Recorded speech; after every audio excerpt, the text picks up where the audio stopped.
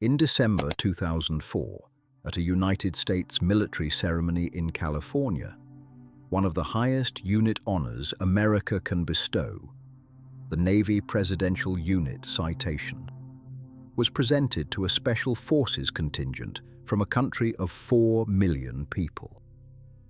Most New Zealanders had no idea what their soldiers had done to earn it. That was the point.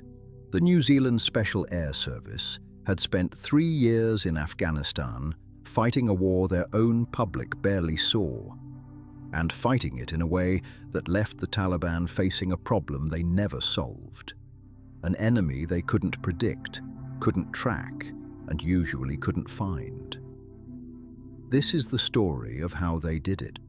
How patrols from one of the world's smallest armies vanished into Afghanistan's winter mountains for weeks at a time. How a night ambush in 2004 tested every tactic the regiment had and produced the first Victoria Cross for New Zealand ever awarded.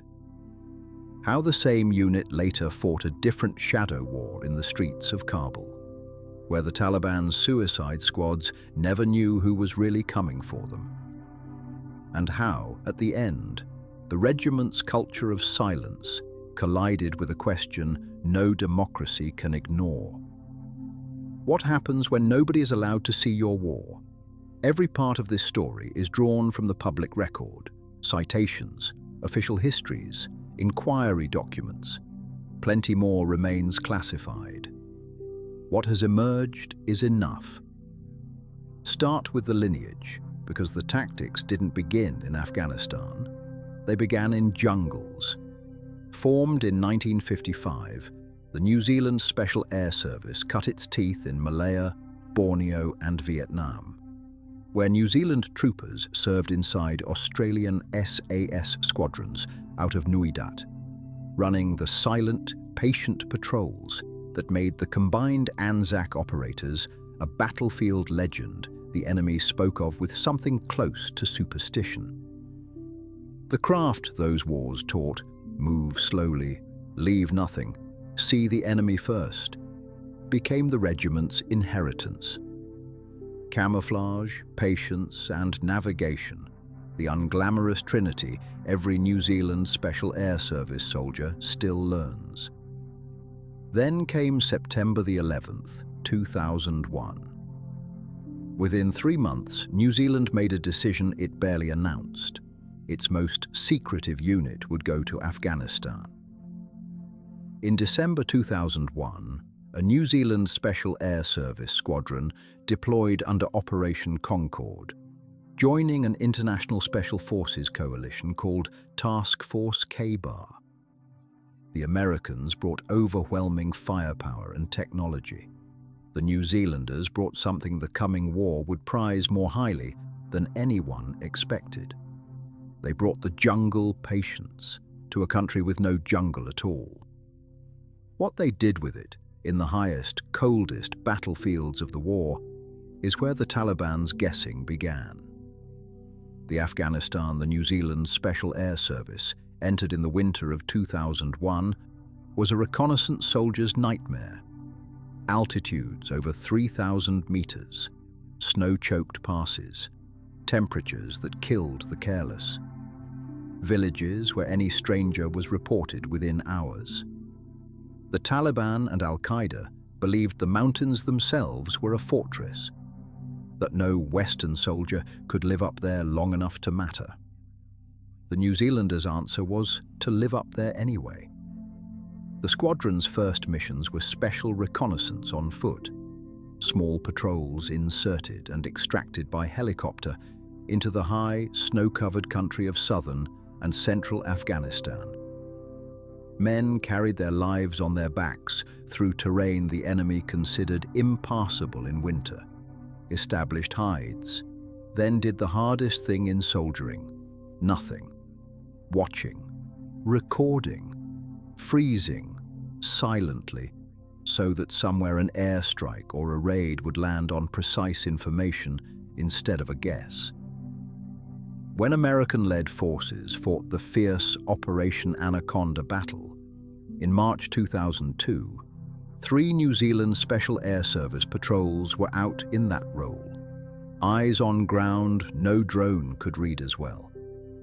The physical cost shouldn't be skipped past.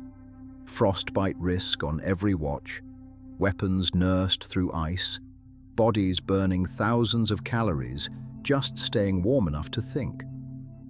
Endurance was the tactic. The enemy planned around what soldiers could tolerate. The New Zealanders moved the line, and intelligence flowed from ridgelines the Taliban had marked as empty. Then, in May 2002, the war changed shape, and so did the patrols. The squadron shifted to mounted operations, modified American Humvees, scouted by motorbikes, running what the record calls long-range extended duration patrols. The numbers deserve to be read slowly, 20 to 30 days at a time, 1,000 to 2,000 kilometers per patrol, weeks beyond the wire, self-contained, across deserts and mountain corridors where no coalition presence existed at all. And here is why it kept the enemy guessing. An army that patrols out of fixed bases is predictable. Watch the gate, time the convoys, place the ambush. But how do you pattern a force that appears from nowhere, 400 kilometers from the nearest base, that arrives across ground you don't watch because nobody crosses it, that might stay a day or a month? Fighters who moved openly, confident they were beyond the war's reach, kept meeting it anyway. The motorbike scouts ranged ahead, reading tracks and villages. The heavily armed vehicles followed. No rhythm, no route, no warning. Whole slices of this deployment remain classified 2 decades on. But the verdict doesn't. When Task Force K-Bar's units were honored with the US Navy Presidential Unit Citation for the campaign's opening months, the New Zealand Special Air Service stood among them. A foreign citation from the most powerful military on Earth to a regiment smaller than an American battalion. The mountains, however, keep their own accounts. And in 2004, on one dark night in that vast country, the enemy finally stopped guessing and found a patrol. What happened next is the reason a New Zealand soldier's name is now carved into the shortest, most exclusive honours list his country has. Every tactic this story has described, the dispersion, the unpredictability, the living beyond the wire, carries a built-in price. A patrol operating weeks from help has no cavalry. If the enemy ever catches it, the patrol survives on 2 things: its drills and its people. In 2004, that bill arrived. A New Zealand Special Air Service vehicle troop had gone into its night harbour position in rural Afghanistan. Vehicles lagered, sentries set, most men asleep beside their trucks. Somewhere in the darkness, about 20 enemy fighters had done what thousands before them could not. They'd found the ghosts, and they attacked at the hour attackers love, with the weapon that opens every ambush in Afghanistan, the rocket-propelled grenade. The opening salvo destroyed one of the troops' vehicles and immobilized another. A trooper who had been sleeping on a vehicle's bonnet was blown clean off it by the blast. His name was Willie Apiata. Around him, 2 comrades were down with shrapnel wounds, one of them bleeding so badly that, without intervention, he would die in that field. The wounded men and Apiata were now isolated, in the open, in the killing area, with machine gun fire and rockets crisscrossing the position, while the main body of the troop rallied and returned fire from cover some 70 meters away. 70 meters, broken, rocky ground, lit by muzzle flash and burning vehicles, swept by fire from both directions. Apiata made the kind of decision that cannot be trained, only revealed. In the words of his citation, in total disregard of his own safety, he stood up in the middle of a two-way firefight, lifted his dying comrade bodily onto his shoulders, and walked him across 70 meters of fire-swept ground to the troops' position. No cover, no sprint and drop. One man carrying another through the glare of battle into the face of his own side's outgoing fire. He delivered his friend to the medics, rearmed himself, and went back into the fight. The wounded man lived. The troops' drills did the rest. The counterattack broke the ambush. The attackers melted back into the darkness they'd come from, leaving the patrol holding its ground. The regiment absorbed the lesson and kept operating. The deployment ran until 2005, and most of its details remain locked away. But that one night escaped the vault. 3 years later, in July 2007, Willie Apiata was awarded the Victoria Cross for New Zealand, the first and only one ever bestowed. The most secretive regiment in the country suddenly had the most famous face in it, and a public that had never been told what its special forces did was given a single, blinding glimpse. The regiment's next Afghan war would look nothing like this one. No deserts, no month-long patrols. This time the battlefield was a capital city of 4 million people. The enemy arrived wearing suicide vests, and the guessing game reached its final form.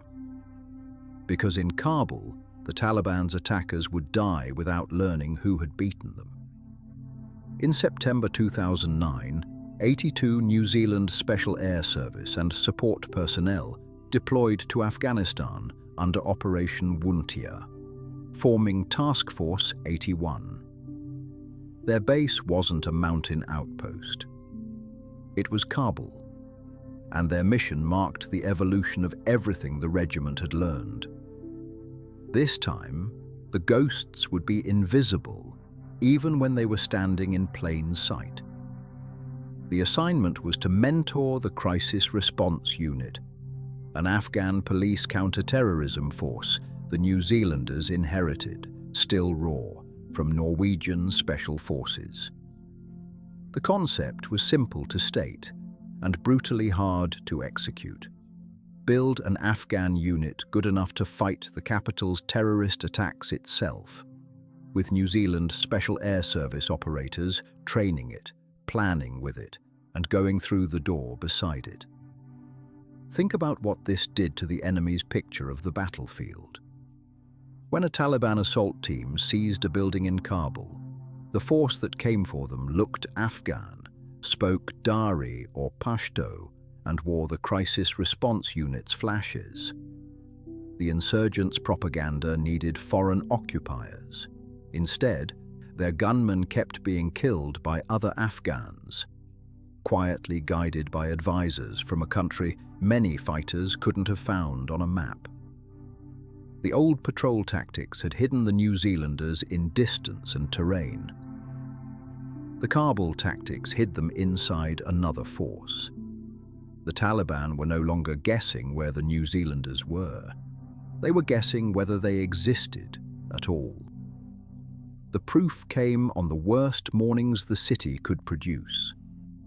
Task Force 81 and the CRU answered a series of high-profile, complex attacks in the capital. Coordinated assaults with car bombs, gunmen, and suicide vests, designed to burn on live television for hours. Again and again, the response force cut them short. The price was paid in the currency this series already knows. On the 19th of August 2011, insurgents stormed the British Council compound. In the fight to retake it, Corporal Douglas Grant was killed on a stairwell. The first New Zealand Special Air Service combat death of the entire Afghan commitment, 8 years in. Lance Corporal Leon Smith crossed open ground under fire trying to save him. 5 weeks later, Smith too was killed on operations. 2 men from a regiment that had run impossible patrols since 2001, both lost in the war's final act, mentoring others to fight it. In March 2012, Task Force 81 came home, and the New Zealand Special Air Service's Afghan war ended. The guessing game had run 11 years, and by any military measure, the regiment had won it. But there's one more chapter, and it's the one the regiment would least like told. Because the same secrecy that kept the Taliban guessing kept New Zealand guessing too. And one night in 2010 would eventually force the whole silent system into the light. Everything that made the New Zealand Special Air Service lethal in Afghanistan, the invisibility, the deniability, the vault of classification, rests on a bargain. A democracy lends its most violent capability to men it agrees not to watch, and trusts the institution to tell it the truth afterwards. This final chapter is about the night that tested the bargain. On the 22nd of August 2010, New Zealand Special Air Service troops led a raid, later known as Operation Burnham, into a valley in Baghlan province, hunting the insurgents behind the death of a New Zealand soldier. For years, the Defence Force publicly insisted claims of civilian casualties that night were baseless. Then, in 2017, a book called Hit and Run put the allegations on the national table, and New Zealand convened a full government inquiry into its most secret unit's most contested night. The findings, delivered in 2020, cut both ways, and both edges matter. The inquiry found the operators on the ground had acted professionally and within their rules of engagement. It also found that civilian casualties, including the death of a child, may well have occurred, and, most damningly, that the Defence Force's years of public denials had been wrong. Officials had held information contradicting their own reassurances. The soldiers had met their standard. The institution guarding their secrets had not. It's the same lesson the Bagak story taught, wearing different camouflage. Secrecy wins battles, and then, unwatched, it starts losing the truth. So weigh the whole ledger honestly, because this regiment story deserves nothing less. Set the winter reconnaissance patrols of 2001 beside the misleading statements of the decade's end. Set the presidential unit citation beside the inquiry report. Set Willie Appiata carrying a dying friend through 70 meters of gunfire beside a child's name in an official finding. All of it is the record. All of it is true at once. What the Taliban never solved still stands. For 11 years, across 2 completely different wars, the empty mountains and the crowded capital, they faced New Zealanders they could not pattern, could not track, and could not anticipate. Patrols that came out of dead ground after a month of silence, and raid forces wearing another country's uniform. The tactics were never magic. They were patience, fieldcraft, and self-discipline, compounded over 50 years from Malayan jungle to Afghan snowline, applied by a regiment small enough to know every one of its dead by name, Grant and Smith, and the price of every secret. The New Zealand Special Air Service motto is the same as its famous British parents, "Who dares wins." Afghanistan proved the regiment could dare. The inquiry proved daring isn't the hard part. Telling your own people the truth about it, that's the tactic no soldier can perform alone, and the only one that keeps the rest honourable. The Taliban stopped guessing in 2021 when the war ended the way it ended. New Zealand, if it's wise about its own soldiers, never will.